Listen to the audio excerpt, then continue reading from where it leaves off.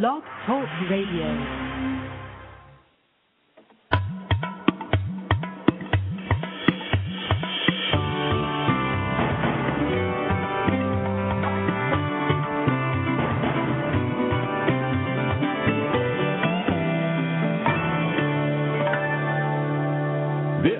Is an Awakening Zone presentation, human empowerment radio and media for the 21st century and beyond.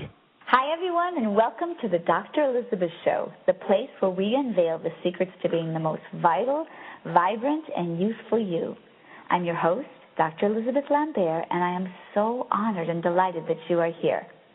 If you'd like to literally tap into the fountain of youth, you've come to the right place. My intention in creating this show is to provide a platform and an opportunity for people to tune in and discover the secrets to living healthy, radiant, youthful, rich, joyous, and fulfilling lives. Doesn't that sound amazing? And truly, this is our birthright, and this is what I wish for all of us. This is the place where you can come, bring your questions, and listen to the latest information on a variety of topics, from healing modalities that fly just under the radar to manifesting more in less time with grace, ease, and fun. Learn more about health and wellness, sexuality and sensuality, spirituality, sacred business, human potentiality, the dance of the divine feminine and sacred masculine, the quantum physics of beauty, and more. Each week, I will be inviting experts to join me in expanding the conversation and sharing their wisdom and insights. We are broadcasting live from beautiful Marina del Rey, California, on the Awakening Zone, the international network for empowered awakening. A huge thanks to Joe Imbolo and Linda and Jeff Hoppe for creating this amazing network. I invite each of you to call in and ask your questions. This is the place for you to get the answers you are seeking. And if you'd like to find more about me and my work, please visit www.drelizabeth.com. The Dr. Elizabeth Show is being brought to you by pharmacy, as in farming the nutrient-dense riches of the ocean that provide the purest, most potent living superfoods on the planet. Learn what 100% raw living sea vegetables can do to help put your body in perfect peak physical condition. Get rid of cellulite, hair thinning, improve skin tone and texture, boost your thyroid function, and increase your metabolism so that you can reach and maintain your ideal rate naturally and permanently. For more info on this amazing product, C-Veg, please visit my website at www.drelizabeth.com/recommends-2. Again, that's www.drelizabeth.com/recommends-2. So this week, our conversation revolves around my fifth secret, healing modalities that fly just under the radar. And I am so incredibly thankful and grateful for my guest today. The Menopause Monster, as I affectionately call this phase in a woman's life, hit me like a ton of bricks. It was as though one day I was completely fine, and the next I didn't even recognize myself. I looked in the mirror and asked, who are you, and what did you do with my body? I was one of those women who had taken incredible care of myself. I ate healthy, worked out. My physical body reflected my commitment to health and wellness and my passion for being physically fit. And then all of a sudden, I began to get hot, really hot, and not in a good way. I was burning up from the inside out. I also began noticing other symptoms. I started losing strength and gaining weight, even though I was still eating incredibly healthy and exercising diligently. For the first time in my life, I was unable to manage my weight with my disciplined, healthy lifestyle. Another unpleasant side effect for me was the appearance of cellulite. Up until that time, this was never an issue for me. I discovered cellulite in places I didn't even know I could get this unsightly challenge. I also started waking up in the middle of the night soaking wet, and not because there was a beautiful man next to me. At my wit's end, I asked the OBGYN what I could do about this, and she said, "It's just the way it is, kid. Get used to it." I was stunned. I asked a friend in the gym who was going through menopause, and she told me enthusiastically that her physician had put her on antidepressants for her menopause symptoms. I literally was shocked and appalled. I thought, they can put someone into outer space and they can't make a cure for menopause? There is something wrong with this. So I set out to discover someone who could help me and, in turn, help all women. Enter my wonderful guest today. Dr. Steven Krems is a board-certified physician who is trained in both Eastern and Western medicine. He graduated from Tulane University School of Medicine in 1989. He completed his residency at UCLA Wadsworth VA in internal medicine, where he also served an additional year as the chief medical resident. He is board-certified in internal medicine and has been an Access Medical Group in Marina del Rey since 1993. During his studies, Dr. Crim recognized that Western medicine could not adequately treat numerous ailments and diseases. This inspired him to further his studies in alternative medicine and thus expand his treatment options to include numerous paradigms of non-Western medical treatment, including Chinese herbs, Western naturopathic herbs, homeopathy, and acupuncture. His interest in overall health, anti-aging, and finding effective treatments with minimal side effects has led him to very effective herbal treatments for ulcerative colitis, Crohn's disease, menopause, premenstrual syndrome, cardiovascular disease, and more. Dr. Krems also happens to be the team internist for the Los Angeles Clippers basketball team, which sounds so much fun to me. Welcome, Dr. Krems. It's such an honor to have you here with us today. Thank you. I'm honored to be here. Yeah, it's really, really wonderful. So before we get into our questions, I just want to let all of our guests know how they can get in touch with you. So if you'd like to call Dr. Krem's office directly, which is in Marina del Rey, you can call 310-306-6966 and ask for extension 204. Or for more information, you can go to www.accessmedicalgroup.com.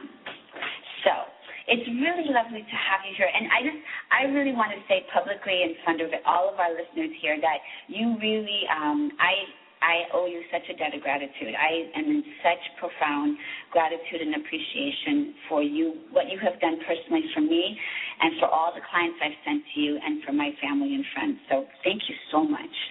Well, you're really welcome. It's really great to hear, to be able to be a factor like that. And, you know, in your introduction, as you described your own health, it really underscored the fact that you can take really great care of yourself and be very blessed genetically, and still, when your hormones decline, it changes how you feel and everything about you. So it's a really important topic to really get out there. So I appreciate you for putting it out there.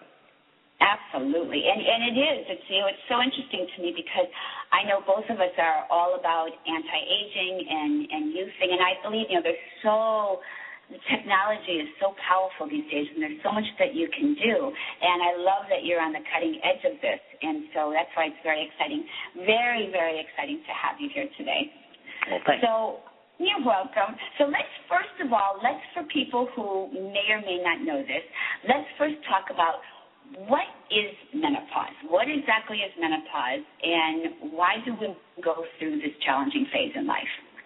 Well, technically, menopause is when a woman stops menstruating, and by definition, it's when a woman has not had a period for a year, which, as many women who are in the midst of it or who have been through it know, is kind of a nondescript time period, because you may skip a few periods here and skip a few there and then have one and sort of stutter through. And I think most women, as their other symptoms start to come up, they kind of consider themselves in the midst of menopause then. And the way I look at it, from the time you stop having your regular periods, for the rest of your life, you're in a menopausal time, although technically it's that year when you stop having your period. I would, however, say that, when we think of menopause, the hormones that come to mind are the hormones that the ovary makes during the reproductive years, progesterone and estradiol. But long before menopause, other hormones like testosterone, DHEA, and thyroid start to decline. So there are times when long before a woman stops having her periods, she still may not feel quite as robust and wonder why. And so I think looking at only menopause is a little bit, it's only 2/3 of the possible hormonal stuff. Okay. So let's say for a woman who is listening right now, and she's like, let's say she's in her early 40s and she has a really, really stressful job, and she's working 100 hours a week. She has a family, she's really stretched to burning the candle at both ends, and she's already starting to feel low energy, kind of a lower libido. She's starting to gain a little bit of weight and feeling that poochiness in the stomach. What do you suggest that she do? Because most women will think, if they're in their early 40s, it's way too early for menopause, and they will think that something else is going on with them. So can you talk about that a little bit? Sure. Well, I think, in that scenario, one of the things that's really critical is to talk to your doc about, the symptoms that you have going on, because there are a number of things that we want to rule out as possibilities. But assuming that's not the case, I always like to measure the testosterone, thyroid, and DHEA levels, because as you just pointed out, she hasn't yet started menopause. She's just kind of really feeling the effects of her lifestyle. And as we age, those other hormones start to decline, and as they decline, so do we. So we don't, proverbially, we don't run as fast, jump as high, and we can't, rise to the occasion, to the stressors, because our hormones just aren't there. So it's real helpful to check those, and then, in my opinion, to supplement those, to what I would say optimize those hormones, even though maybe she hasn't gone through menopause yet. Okay, so even as early as someone in their late 30s, early 40s, you could start optimizing the hormone levels. Exactly. Wow, I mean, if somebody's feeling very robust, you don't need to worry about it. But many of us, we kind of look back and say, God, I used to be able to stay up later. I used to be able to do this or that. And one of the reasons we no longer can is because our hormone levels decline. So we can actually measure those levels and then, optimize them, which I know you're going to ask me about later. Yes. So I'll let you go from there. Okay. So before we move on to that, would it be a wise idea for somebody, let's say that's in their early 30s or even late 20s, who is at their optimum level of these sex hormones, would it be a smart idea for them to come to see you or whoever their physician is and have those levels measured so that down the road you have, let's say, a standing point of reference? Sure. I actually am not such a huge advocate of establishing, I think really what you're getting at is to establish their baseline, like when they're still young and vital. I actually, we kind of know what the normal ranges are. And so the way I like to look at it is down the line when someone is ready to get on a hormone regimen, that we try to shoot for the upper range of normal. And so it's not so important to know someone's baseline. I mean, most of the time they walk in and they don't have that baseline, and we can just extrapolate. So I don't think it's that necessary, quite honestly. If you're feeling fantastic, you're feeling really optimal, just keep, eating well and exercising and, doing stress relief and things. And I think that's really the most important thing. It's not so important to get a baseline. Oh, okay. That's actually really good to know, because when I came in to see you, I was like, I wish he would have known what it is. But to tell you the truth, after I came to see you, you have me established at a very great level now.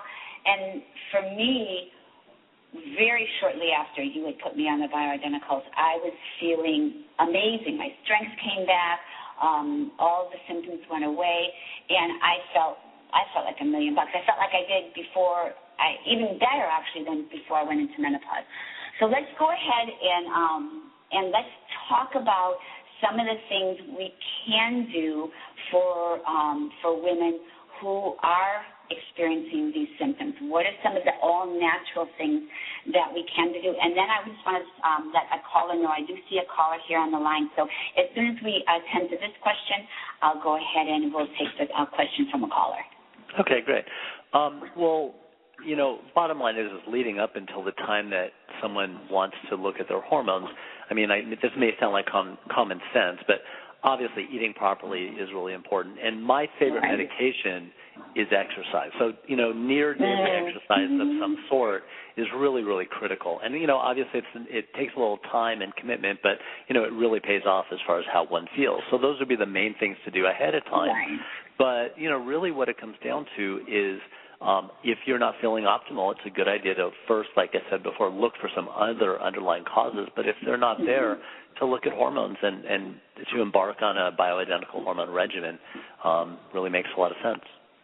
Okay. Well, first of all, you are so singing my language when you talk about food and exercise, because, that's really what I'm all about and what I teach people is with proper food and exercise, we really can maintain a youthful and vital and vibrant body temple and really have a wonderful quality of life. So I love that you're all about that. So thank you for saying that. I really appreciate it.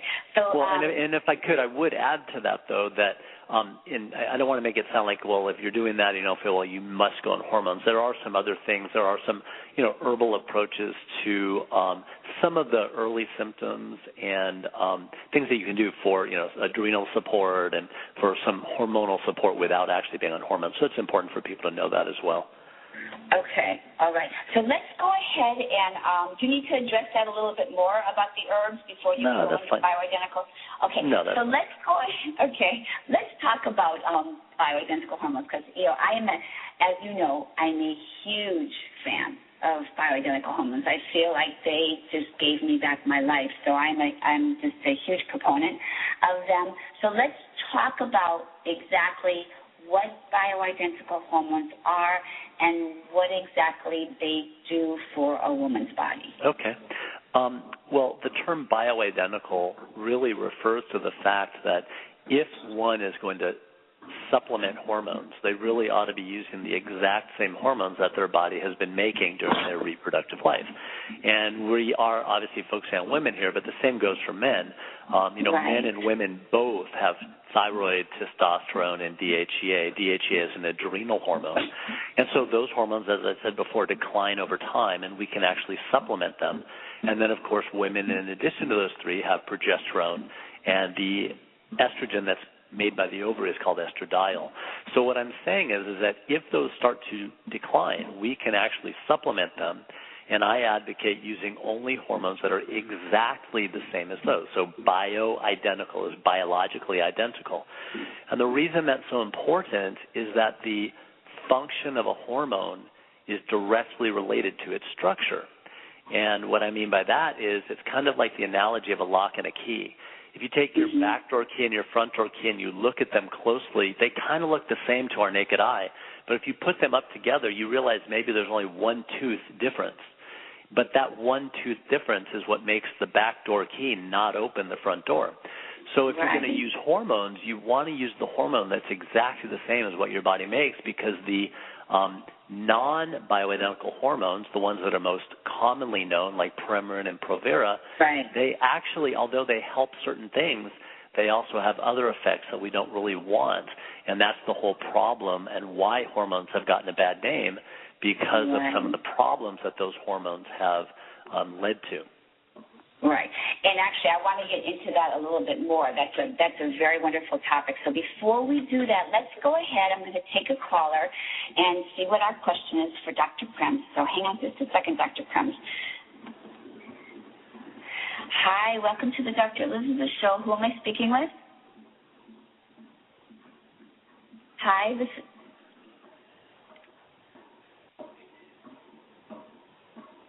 Hi, area code 949. You're on the air.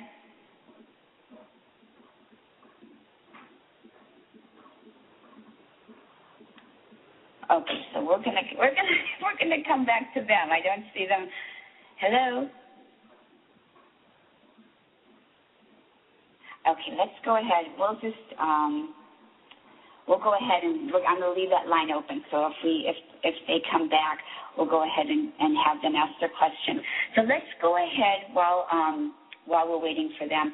Let's go ahead and talk about the difference between bioidentical hormones and the pharmaceutical hormones and the confusion that is out there about these different ones. And let's just attend to this, because I know that it causes a lot of confusion. It's a big issue. It's a huge issue. So let's go ahead and talk about that. Okay, so as I alluded to, bioidentical hormones are the exact same that your body has used. Unfortunately, historically, the hormones that have been used most are not bioidentical. So people are most familiar with brand names like Premarin and Provera. Now, right. Premarin is basically about 11 different estrogens, and to be honest, for the most part, there's nothing wrong with the Premarin per se, other than the fact that 9 or 10 of those 11 estrogens are not normally found in the human body. So while they do certain good things, they're doing some other stuff as well, so that's not such a good thing. Provera, on the other hand, is the progestin component of that combination. So your body, when you were in your reproductive years, your ovary made progesterone. Provera, on the other hand, is medroxyprogesterone. In other words, if you looked at the chemical composition, there's one little molecular difference in the structure of the hormone, and that makes it do different things. So with that in mind, if you don't mind, historically, the reason that it even came about is that in the 1950s and early 60s, I believe, what doctors and scientists were finding was that they had been putting women on estrogens for a while for their menopausal symptoms because, of course, they took pity on them and how they were feeling, right. and that actually helped them, and it was a great breakthrough. But what they noticed is that women were getting more endometrial cancer. So what they learned was that estrogen alone is a bad thing. And so they came up with medroxyprogesterone as a solution. I suppose it would have been nicer if they just used progesterone, but for various reasons they used medroxyprogesterone. The largest reason, of course, being that they could get a patent on it. And the bottom line, you understand the implications there.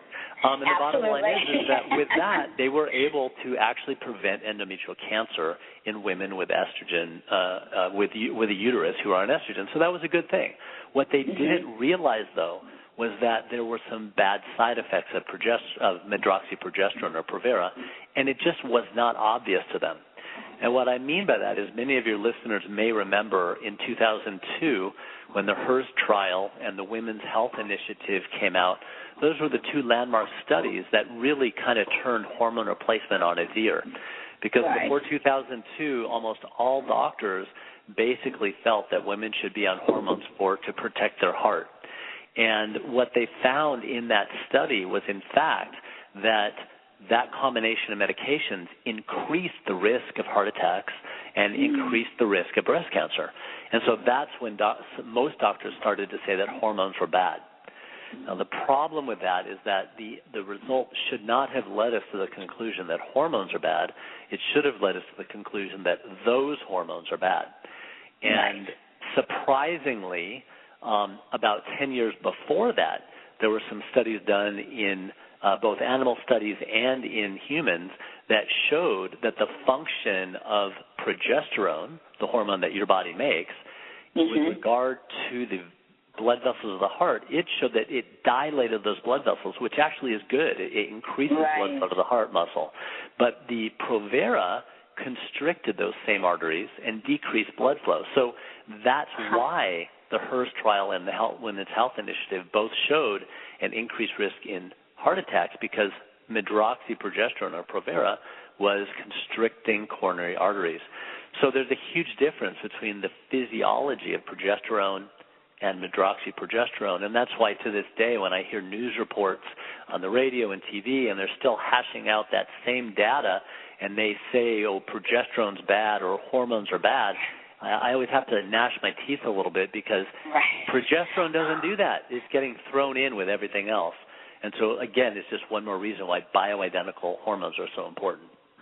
Well, I so appreciate that you broke this down because I'm a huge proponent of the bioidentical hormones because I've seen firsthand what they have done for my body and other friends who I have been able to send to you.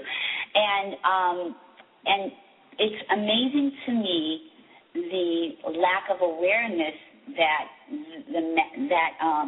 mass media has put on people, and they don't understand that difference. They don't understand the difference between regular progesterone and the pharmaceutical one that you're talking about. And so I appreciate you breaking that down, and I think it's very important. So what you're really saying is that the progesterone not only doesn't cause a risk of heart disease, it actually can be a benefit to women by opening up the vessels as opposed to constricting them. Correct. Yes, good. It helps the blood flow to the heart for sure. And then to take it a step further, it's a really important component because, progesterone and estrogen, in a sense, balance each other out. In many respects, they have opposite functions physiologically.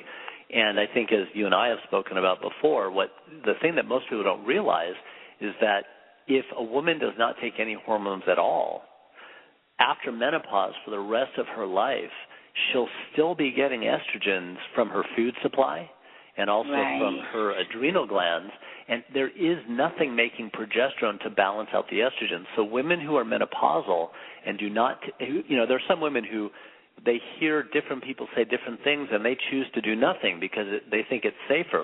Forget about those hormones. There's too much controversy.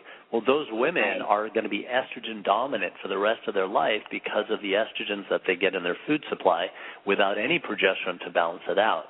And the women on this particular program who may have made that decision, what I would ask you to ask yourself is, since I became menopausal, have I noticed that, every 5 or 10 years I'm gaining 5 or 10 pounds?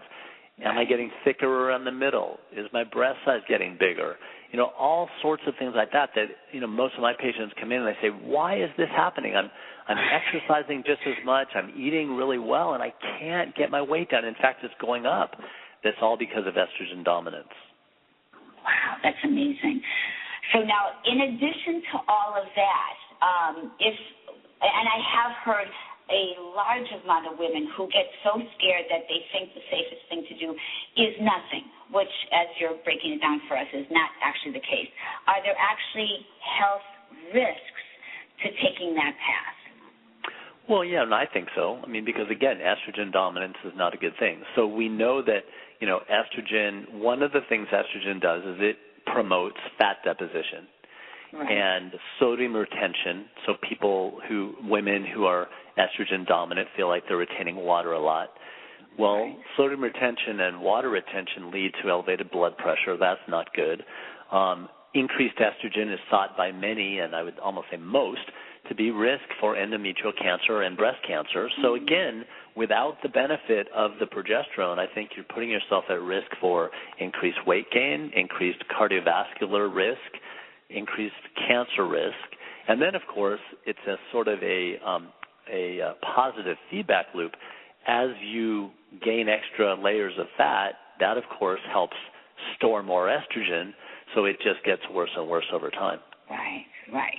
And also one of the things that I noticed is that, and I was somebody who, and still am somebody, who is really on the scale of right to left. I'm far right as far as really wanting to take care of myself. And I'd be in the gym every day. I was eating healthy. And when I was going through the menopausal symptoms, I didn't, and this is shocking to me, I didn't feel like going to the gym, and that never, ever had happened to me before. I felt lethargic, I felt tired, my body felt weak, and I wasn't inspired to go to the gym. My body just didn't feel like it, and that was never, for 48 and a half years, it's like up every morning and ready to go. So just from that standpoint, you can see how it's a pejorative loop, this pejorative cycle. Absolutely. And so, and since you and I are all about quality of life and health and vitality, you can see how taking the bioidentical hormones puts you on an expansive loop of better health as opposed to a downward cycle of poor health. Definitely, and what the story that you just tell is something that I hear all the time. And what's interesting about it is, again, we focused on progesterone and balancing out estrogens, but I find that, it's really that thyroid and testosterone that have declined very slowly over the years, so people don't really notice a major sudden change. But when we measure those levels and we find that they've fallen, optimizing the testosterone often, I usually, most people sort of think of testosterone with regard to libido, but really I think of it more as resilience and robustness. And many times, both in men and in women, when I optimize the testosterone, they come back and they go, it's amazing. The things that I was struggling to do before, now I just do them easily and willingly, and I just find myself doing it just, of course, instead of having to struggle to get things done. And so it really helps as far as that aspect. Absolutely. And also I was noticing when I was going through the menopause, it was like a dried outness. I didn't have as much trouble with low libido because there was still some testosterone in my body. But I remember feeling like a sense of depletion in my body. I felt depleted. There was like a lack of radiance, a lack of brilliance, a lack of suppleness in my body that I don't experience anymore on the bioidentical hormones. I feel that my skin tone is better. I have more of a glow. I have more of a radiance about me. I have more of a vitality about me. So all of these things have been wonderful benefits, far beyond just, helping the symptoms. These far exceeded my expectations. I was thrilled to have all of these results from going on the bioidentical hormones as well. That's great. Yeah. So let's go back for just a second before we move forward with this. We talked about the heart disease. Let's talk about this idea of cancer and really break it down. I know you started talking about it a little bit. So really it's this idea that it was the pharmaceutical hormone replacement therapy that was causing cancer, higher risks of cancer, not bioidentical hormones. So for our listeners, well, I would caution, there's a little bit of a semantic challenge here because, quite frankly, whether something is pharmaceutical or not is not the issue.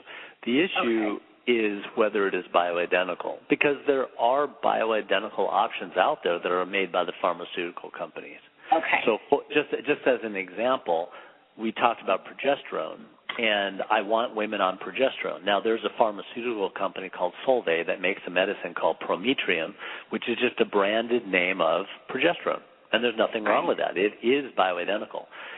We can also compound it, as you know, for women who need doses that are not available.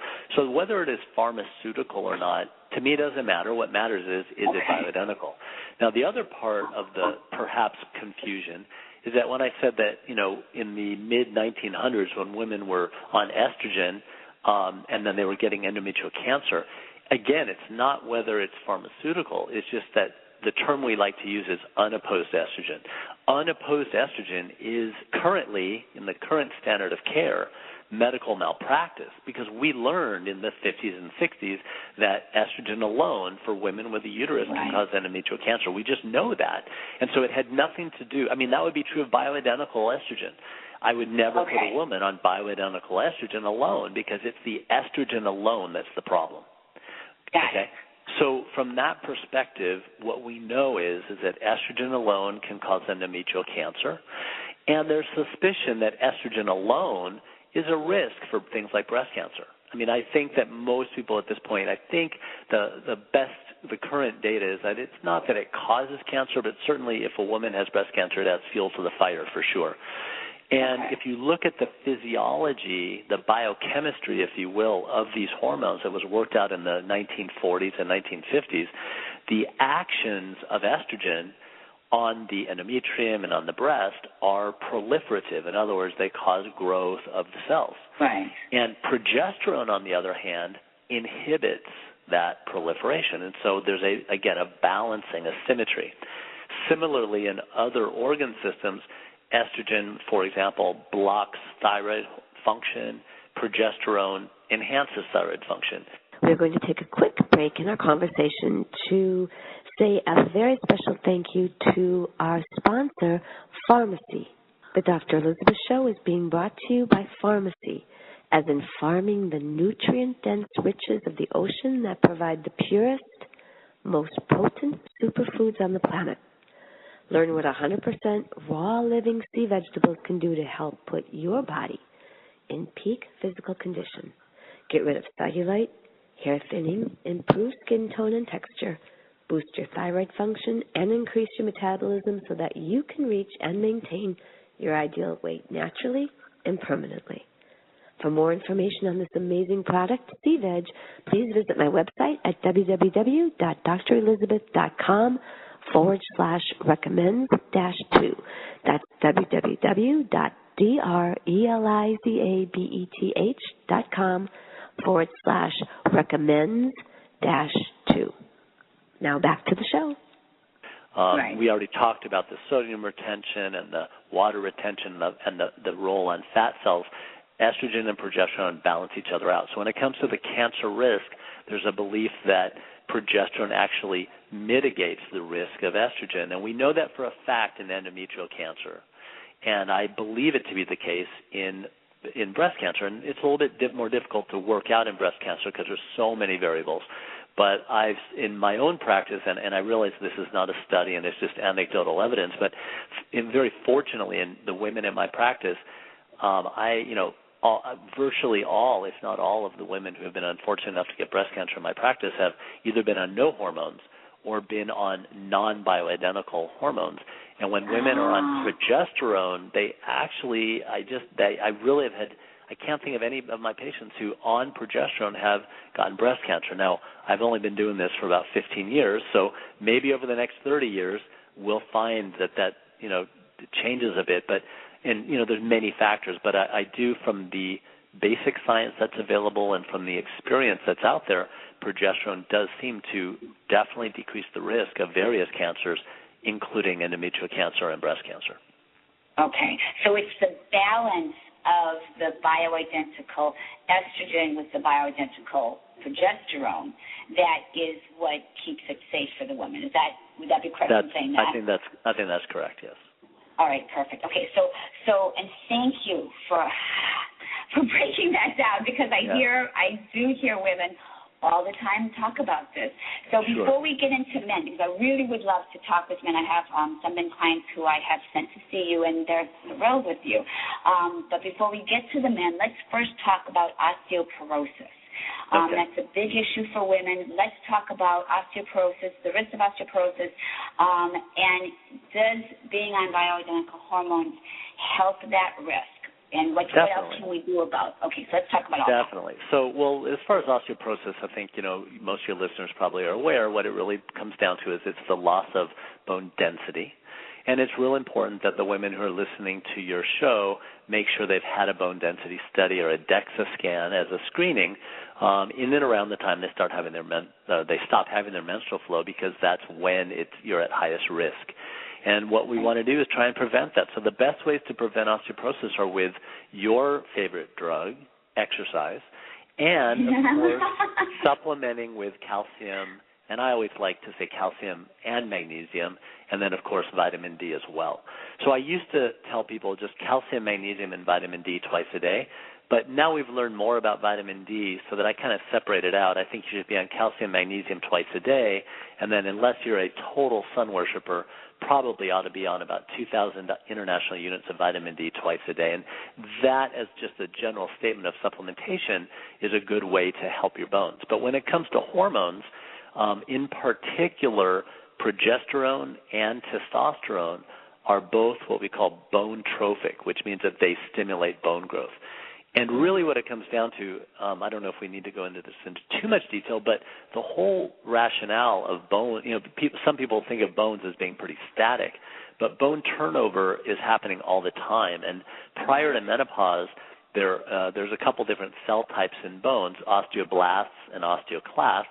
And the osteoblasts build up the bone, and the osteoclasts tear down the bone, and that's how bones heal and remodel. And what happens after menopause is the bone builders slow down a bit, and the bone breaker downers don't.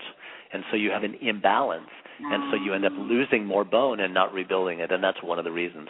The other reason is because calcium is very, very important for all of your bodily functions, and unless you are taking extra calcium, if your body's not getting enough, your body has mechanisms by which it'll steal the calcium right out of the bones. So that's why supplementing calcium is so important. So let's talk about, thank you for breaking that down. I really appreciate it. And let's talk about what's the good kinds of calcium to get, because there's so much on the market. That's a great question. It's a little overwhelming. Yeah, you know what? It is totally overwhelming, but I'm going to make it really simple for you, okay? Good. I know you do. This is why we love you. The best kind of calcium for you to take is the calcium that you're taking. So what I mean by that is don't get bogged down in all of the marketing. All of the calcium out there is poorly absorbed. All of it. Okay, so product A is poorly absorbed, product B is poorly absorbed, the green leafy vegetables that have calcium in it is poorly absorbed, the dairy is poorly absorbed, so no matter what, it's poorly absorbed. So, and when I say the marketing, here's what I mean. Let's just say that product A, let's pretend that it was 1% absorbed. I think you and I would both agree that's pretty lousy, right? Yes, and if lousy. Product B was 2% absorbed, we'd still agree that that's pretty lousy. Lousy, but right. Product B can claim that they're 100% better absorbed than product A. So when we go through the health food stores and we look at the one that says we're 100% better absorbed than our nearest competitor, it's like, okay, great, but you're both lousy, so don't worry about it, right? So what I would tell women who are menopausal is to take about 600 milligrams of calcium and 300 milligrams of magnesium twice a day. So that amount twice a day, and then don't worry about it. Like forget about, is it coral calcium, is it calcium this, calcium that? Forget about it. Just take calcium and move on. Okay. All right. And you broke my heart when you talked about the green leafy vegetables, because I'm pretty much plant-based living foods diet, and they're fantastic. There's nothing wrong with them. It's just they're not a good source of calcium. Right. And people will say that they are. People will say, in your green leafy vegetables you get a lot of calcium. Well, but the thing is, they're right. That you get a lot of calcium. It's just you can't absorb it. And the reason why is because there's also a lot of oxalate in the green leafy vegetables, and calcium and oxalate bind. And when they bind, you can't absorb it. And the same with dairy. There's people who are, totally into dairy, and they go, well, I eat a ton of dairy. Well, there's proteins in the dairy that bind it. In fact, just today I saw a patient who I actually reviewed his labs today, but last week I saw him. He said, oh, no, I'm getting plenty of calcium. I'm getting plenty of vitamin D because I'm drinking fortified orange juice. I'm like, what? So putting calcium and vitamin D in the milk and the orange juice is not enough. So it's just that's just the way it is. There are certain things that are easily, like all the other vitamins are great. Just eat fruit and vegetables. You're fine. But things like vitamin D, calcium, and sometimes vitamin B12, you have to supplement. Okay, so basically what you're saying is that just calcium all across the board is just not absorbed well. Exactly. So it's not like one source is better than the other. They're all lousy, so just do your best and get what you can. Exactly. And when you think about it, if it was well absorbed, we wouldn't have to supplement it. Right. That's very true. So people waste a lot of. I think. And the thing is, I'm not saying that, really, I bet you there's some really smart scientific people listening to your show and they're thinking, this guy's so wrong. I'm not saying there's differences. I'm just saying it's not worth your time because the differences are so subtle. Right. Between 1% and 2%, it's still, like you say, it's bad. still lousy. Yeah. Now, and again, the point I want to make is if I had a vitamin company, I would tell you why mine is so much better absorbed because I want you to buy my product. But when it really gets down to it, as far as you getting your calcium, it doesn't matter. Right. And I'll just share this with you. I'm going to tell on myself for a minute because I know you've been really at me to take my calcium, especially because my mommy has osteoporosis. And for me, I'm the profile that I really need to take it. And I was getting a certain brand, which was great, easy for me to take. And I got another brand, and they were these big horse tablets. And I haven't been taking them as much because I choke on them. And I was like, you know what? If it doesn't really matter, I'm going to get the ones that just are easy to take. There you go. So that I can take them. So you just reminded me. Okay, that's what I need to do. And the last thing I would say about that though is I do think it's a good idea to get both calcium and magnesium. So if you can find a brand which is so easy to do that has both in one, take that one. And of course. Almost every brand out there these days does have vitamin D, but the amount of vitamin D that you get in that is usually pretty small. It's usually on the order of 100 to 400 IU. And as I already said earlier, you really want about 2,000 international units of vitamin D twice a day. Okay, so take that. So get a supplement by itself. Exactly. I take that.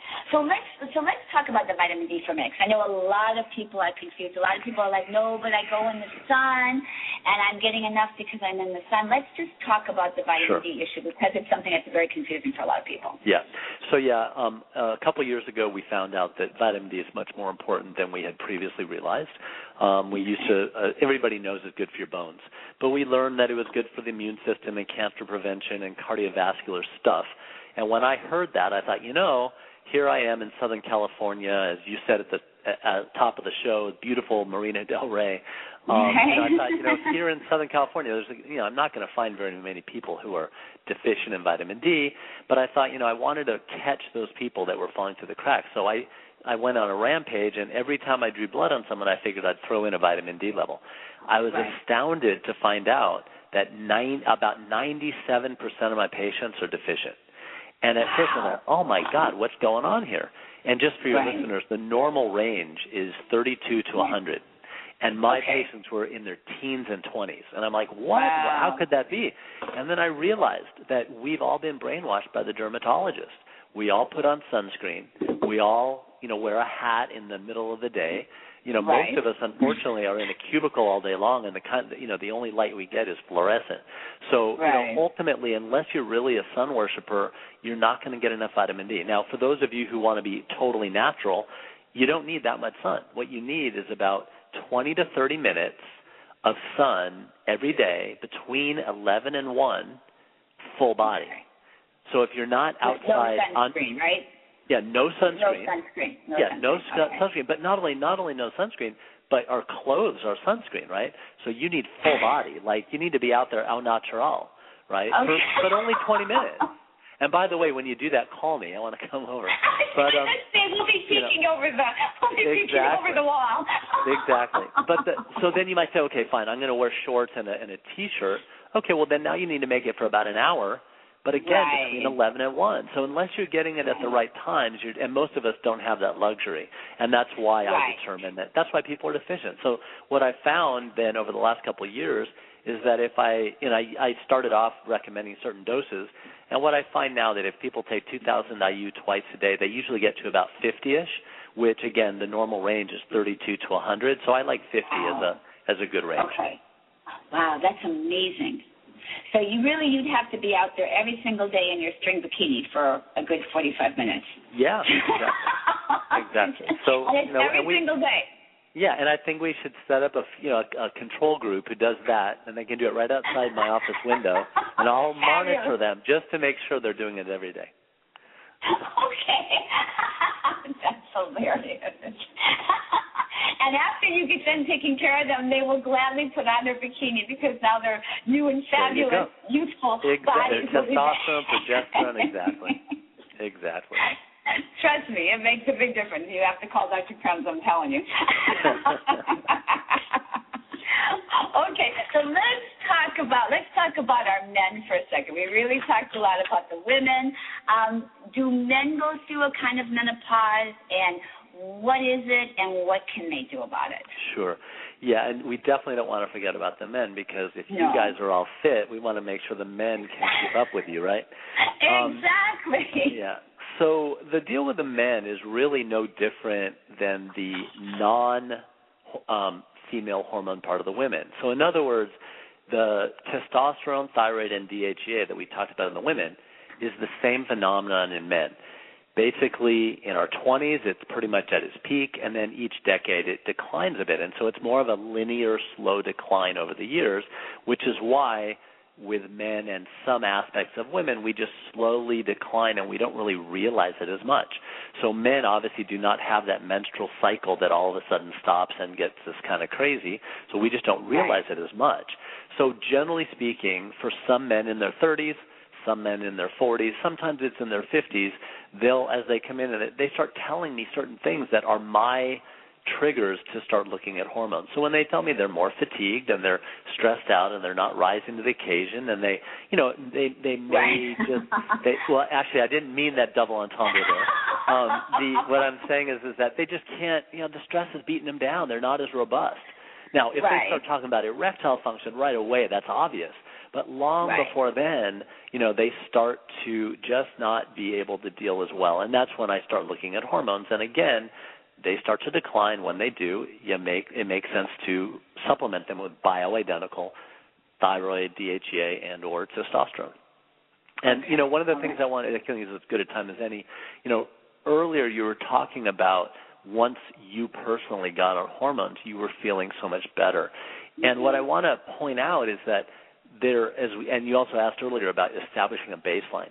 I responded by saying that we kind of know what the normal range is, and so what I try to do is we start off with a person and we measure where their levels are. From that initial level of hormones, I can sort of guesstimate what a dose of hormones to be on, and then after a couple months we recheck it. And then what we do is the most important component is how is the person feeling. So if, like in your case, you responded really robustly, partly because you've taken such good care of yourself anyway and you do so many other good things, you were very quick to respond, you felt great. And so if an individual feels really great and I measure their hormones again and they're still not perfectly optimal, I don't care about raising the doses because my goal is not to get the numbers perfect. My goal is to get the person feeling well. So if you, let's use progesterone let's use testosterone as an example. Let's just say a man or a woman came in and they were really, really low, and then I put them on their hormone, and then we checked it again, and it would say 75% of the optimal. If you didn't feel well, I'd say, hey, we still have room to go up. On the other hand, if the person said they felt really great, I might not push it up. It's just a roadmap. The most important part is what symptoms the person is having and how much better they feel. Right. Okay. That sounds fabulous. And one of the things that I notice with some of my clients is the men will start to say, I'm starting to gain weight. That, to me, that's one of the biggest keys when I send them to you, is that they start saying, I'm working out, but I'm starting to gain weight. Or some of them will say, I'm, just losing some strength. So if people are out there and they're feeling like that, I'm losing energy, I'm losing strength, I'm starting, and for men, usually it shows up in the tummy, it seems like. You just start getting what they call a gut. You just start getting, the six-pack turns into the fat pack. That's not good. That's not, no, all the way around, that's not good. Yeah. One thing about that I would point out is that I think you may be seeing a skewed population, because I think the people that you're dealing with tend to be a little bit more proactive and motivated to begin with. And so they are doing their exercise and they are eating right. And so for you, maybe you're able to use that as a marker. For me, however, many of my patients aren't even there yet. They don't even have those basics down. And so they already are the more typical Americans, if you will. And so that they're already overweight. Even when they were younger, perhaps, they were already. So, I think that's something that you can use for people who were all, like you sort of described earlier, already doing the exercise, already eating well, and then all of a sudden it wasn't working anymore. But unfortunately, many of our friends and family and neighbors they've let a lot of things slide even before their hormones decline. Right. Well, it's funny because someone was teasing me in the gym, and I'm 52 and a half now, and people are like, well, that's easy for you to have your body be like that. I said, no. At 22, this could be an accident. At 52, this is not an accident. Exactly. Yeah, people think, and the thing is, they think you're 42, so that, it's totally different story. Oh, thank you. I appreciate that. But really what it is that if we can realize that it's all part of taking care of ourselves. And I say that because really after sometimes as early as 30 or 35, if we're not paying attention to eating in a way that is healthy, exercising on a regular basis, and taking good care of ourselves and body, mind, and spirit, if we don't do these things, like you say, you get into the average Joe who by 35, 40 is already 10 pounds overweight, or maybe 25 pounds overweight, what they were at their ideal. And so I think, that's exactly right. So it's about taking great care of yourself. And what I love about what you offer is I meet a lot of women more than men is what I find have this experience. Women who are in their 50s, they sometimes the late 50s, whenever menopause shows up for them, and they have kids, they have stressful lives, they have very busy lives, husbands, or they might be single. But what I realize is because they've lost energy, they've gained a lot of weight and they can't explain it, they become moody, they become cranky, they get very little sleep, they have very little energy, all these lovely symptoms that menopause gives us. What I find is most of them give up. And, Stephen, it breaks my heart when I see these people giving up, especially when there's something that we can do about Definitely. it. So is there anything you would say to some of these lovely women out there who, yes. For whatever reason, have just, thrown up the towel?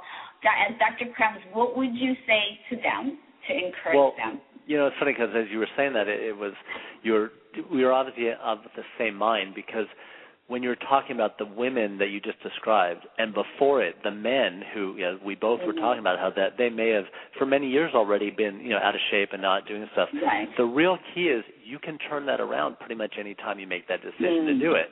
Yeah. And so let's just say you're a middle 40 or 50, and I'll stick with the men for a second because that's what we were talking about a moment ago. If you decided, you know what, darn it, I'm going to actually get on track, I'm going to commit myself to exercise, I'm going to eat right, you're going to have a tough time achieving your goal if your hormone levels aren't optimal. So the way to look at it is that you just want to get all your ducks in a row. Why not optimize those hormones so that your metabolism can be more optimal to help you lose the weight? I will tell you that I could optimize everybody's hormones without the exercise, without eating right. It's not magic. You need all those components. But what I find is those people who have given up, the men and the women who have given up, they've usually tried several times. They on New Year's Eve, whatever, they make that resolution. Right. They go exercise for a month or two. They don't get many results, but that's because they don't have the gas in their tank, if you will. They don't have the optimal hormones. So I think that's the place where it really makes a difference when people have made a decision to optimize their health. Oh, that's a brilliant way of putting it, no gas in the tank, because that's exactly what it felt like for me. It was like, what is going on here? Why am I feeling like this because up until about 48 and a half years young, I was able to manage everything. And then without the bioidentical hormones, I was not able. And I'm pretty much, I would be like your ideal case as far as I'm 100% living foods. I exercise, 2.5 to 3 hours a day in the gym, 6 days a week. So I pretty much am at the far end of the scale there. And even with all of that, and having done that since I was, a child, I was not without fuel in my tank. Calling bioidentical hormones fuel in my tank, right. I was not able to do it. It was, I wouldn't even call it difficult. It was literally impossible. And this is why I was so thrilled to have you come talk to our audience today, because what you are providing for these wonderful people is a tremendous, tremendous benefit. And then, like you say, now that you have the fuel in the tank, you still got to get in the car and drive, which is the healthy eating and then the exercising. But what I find is with the fuel in the tank, the exercise and the healthy eating are easier to do, and you're more motivated to do it. It's it helps you turn everything around. Exactly. So, this is beautiful. Now, one of my last questions, is there a difference, because I do notice a difference in body types for women and probably for men as well. Are there differences in body types, and do those differences in body types tend to have a different regimen as far as the bioidentical hormones? Like, are some women more estrogen dominant? Are some women more testosterone or progesterone dominant? And does their body type have anything to do with how you treat them and what you give them? Well, there definitely are different body types in a lot of respects, and I don't know. I certainly don't think it really affects which hormones, for example, are more important or anything. I think that ultimately what it comes down to is regardless of specific, categorizing body types, this regimen needs to be individualized. So checking levels is a good starting point so we can sort of see what dosing ought to be, and then following those levels helps us fine-tune things. And then, as we alluded to earlier, there's other things, whether it be herbal or medications or things like that, that may be needed depending on what's going on with an individual.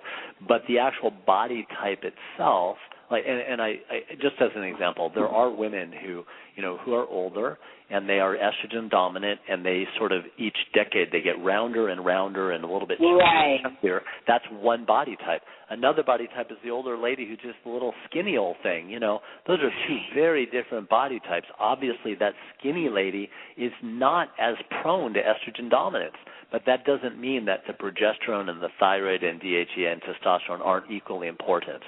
So it still comes down to the same basic approach, but depending once somebody's on them, it's amazing. You, for example, are one extreme where you've responded so well and so quickly. There's other people who get great levels and they respond very differently. They respond, they just have different symptom complexes. And so for those people, we then take different approaches.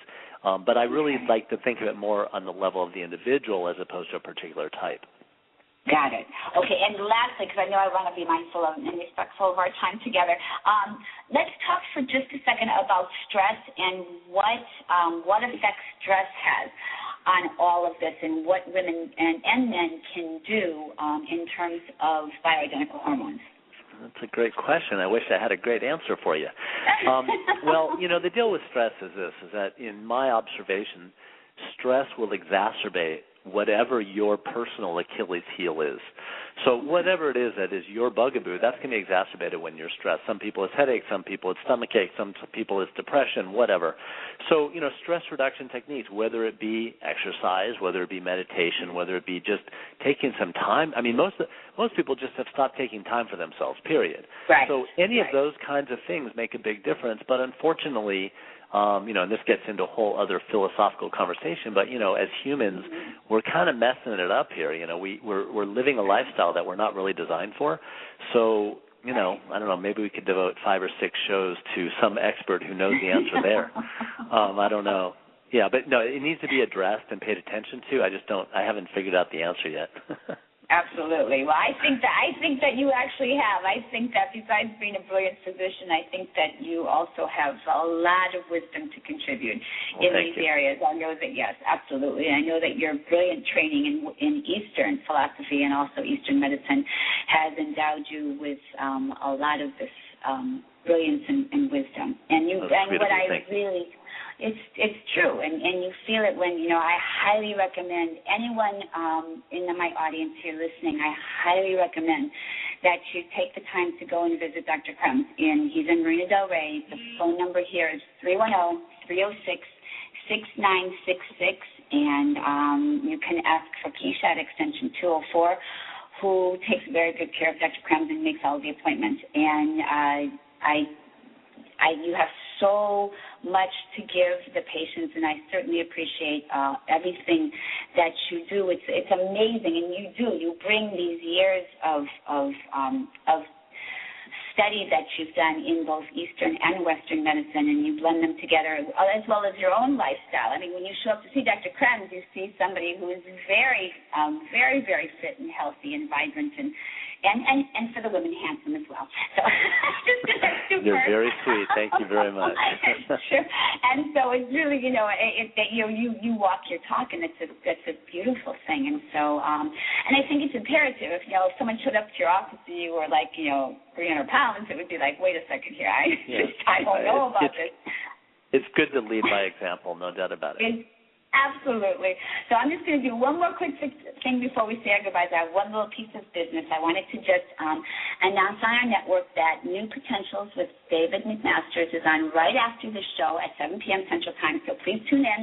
And so before we leave, before we let you go, which of course we don't want to do, but we know you have lots of patients waiting for you and you have to go, is there anything else of your wisdom that you would like to share with any of us before we say goodbye to you?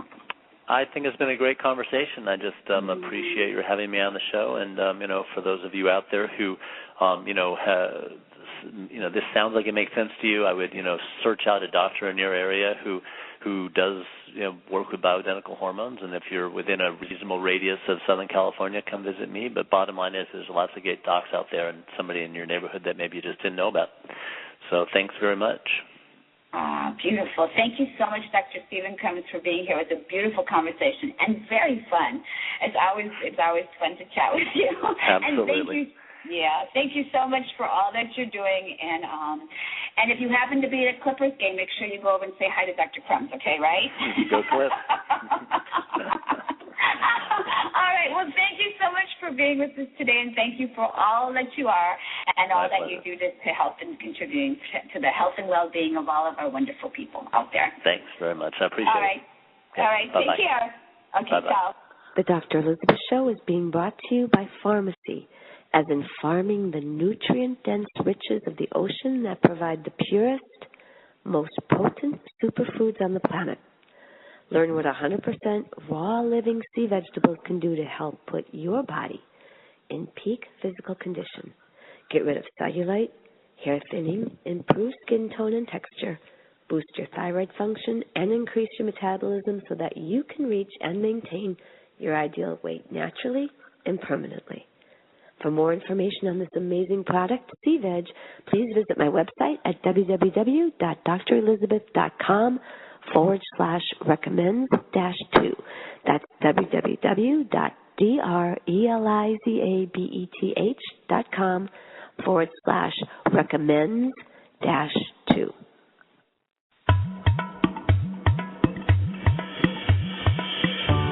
You have been listening to an Awakening Zone presentation. Human Empowerment Radio and Media for the 21st Century and Beyond.